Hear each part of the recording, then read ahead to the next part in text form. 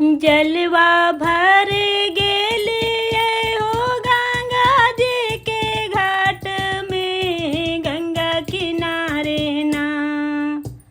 जलवा भर गेलिए हो गंगा जी के घाट में, गंगा किनारे ना।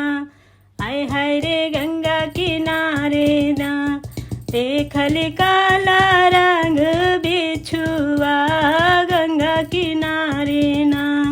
देखल काला रंग बिछुआ गंगा किनारे ना। सुना सुना शिव गुरु हमारो बचनिया, काहे न माराना। सुना सुना शिव गुरु हमारो बचनिया, काहे न माराना। आय हाय रे काहे न माराना। शिव गुरु काला रंग बिछुआ, काहे न माराना। शिव गुरु काला रंग बिछुआ, काहे न माराना। कैसे हमें मारब शिष्या काला रंग बिछुआ, वही रे बिछुआना। कैसे हमें मारब शिष्या काला रंग बिछुआ, वही रे बिछुआना। आय हाय रे वही रे बिछुआना।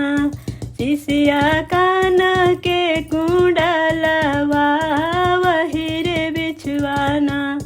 शिष्या कान के कुंडलवा, वही रे बिछुआना।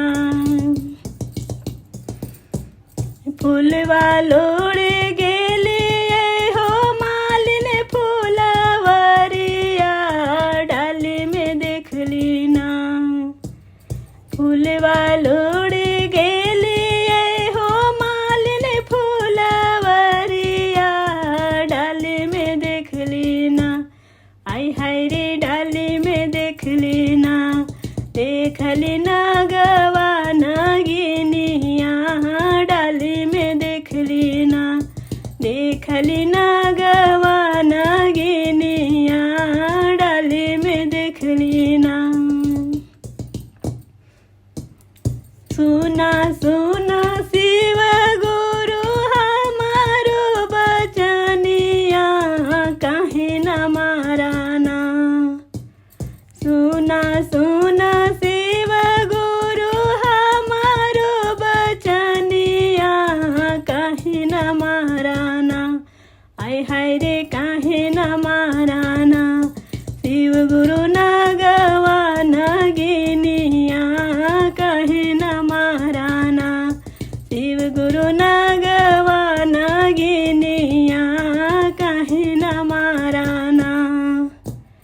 कैसे हमें मारब शिष्या नागवा नागिनिया, वही रे नागवाना। कैसे हमें मारब शिष्या नागवा नागिनिया, वही रे नागवाना। आय हाय रे वही रे नागवाना। शिष्या गलवा के हरवा, वही रे नागवाना। शिष्या गलवा के हरवा, वही रे नागवाना। पूजा करे गेलिए हो बाबा के मंदिरवा, वहाँ रे देखली ना।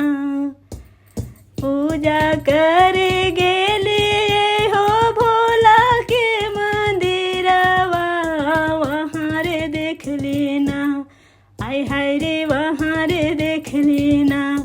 देखली बसहा बैलवा, वहाँ रे देखली ना। बैठल बसहा बैलवा, वहाँ रे देखली ना। सुना सुना शिव गुरु हमारो बचनिया, काहे न माराना।